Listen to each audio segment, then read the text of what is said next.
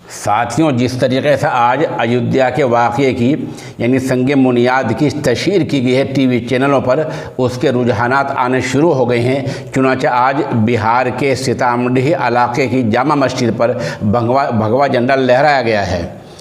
ये खबर social media पर चल रही थी। हमने वहाँ से इस खबर को लिया है और इसकी तस्दीक अमारत शरिया बिहार और उड़ीसा ने कर दी है और हमारे फाजिल दोस्त जनाब मौलाना अब्दुल मालिक मोगीशी साहब ने भी वहाँ तस्दीक की है। ख़बर को तफसील से सुनिए। ख़बर की सुर्खी है, जामा मस्जिद सीतामढ़ी पर भगवा झंडा लहराया गया, मुसलमानों में ज़बरदस्त इश्तियाल। सीतामढ़ी से मोहम्मद अरमान अली लिखते हैं, सीतामढ़ी शहर के कोट बाज़ार में वाक़े ज़िले की मशहूर व मारूफ जामा मस्जिद व मदरसा इस्लामिया अरबिया के मेन गेट समेत चारों तरफ शरपसंद अनासिर के ज़रिए भगवा झंडा लहराकर एक बार फिर से इस शहर में फ़िरका वाराना सांप्रदायिकता कशीदगी पैदा करने की नापाक कोशिश की गई है, जिससे ज़िले भर के मुसलमानों में ज़बरदस्त गुस्सा है। इसकी इत्तला एसपी अनिल कुमार को दी गई है, जिसके बाद वहाँ डीएसपी सदर और दूसरे पुलिस अफसर पहुँचे और जामा मस्जिद के मेन गेट और मदरसा इस्लामिया अरबिया की चारों तरफ से भगवा झंडे को उतारा गया।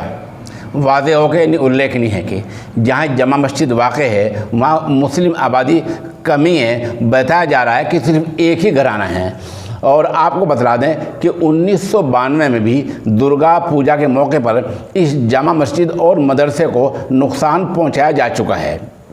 जामा मस्जिद व मदरसा इस्लामिया अरबिया के सेक्रेटरी मोहम्मद आज़म हुसैन अनवर, जमातुल सीतामढ़ी के सदर मौलाना आलम नौमानी व मदरसा रहमानिया महसूल के सदर मोहम्मद अरमान अली ने एसपी अनिल कुमार से मुतालबा किया है कि जामा मस्जिद पर भगवा झंडा लगाने वालों की पहचान करके उनको फ़ौरन गिरफ़्तार किया जाए और जामा मस्जिद की हिफाजत के लिए पुलिस तैनात की जाए।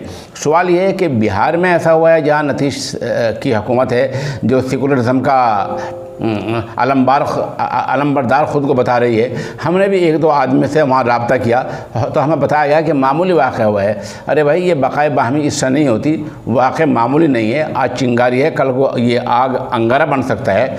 आप वहाँ जब पुलिस पर दबाव बनाएं, पुलिस से मिलें, हुक्काम से मिलें और जो शरपसंद ऐसा करते हैं, खा उनका मज़हब कुछ भी हो, क्योंकि शरपसंद का कोई मज़हब नहीं हुआ करता। ये नफ़रत फैलाने वाले लोग हुआ करते हैं, वो कोई भी हो, उनको गिरफ़्तार कराकर उनको जेल भिजवाने की पूरी कोशिश करें। यही आपका आज का सबक है और यही आपको आज जो है हिदायत दी जाती है।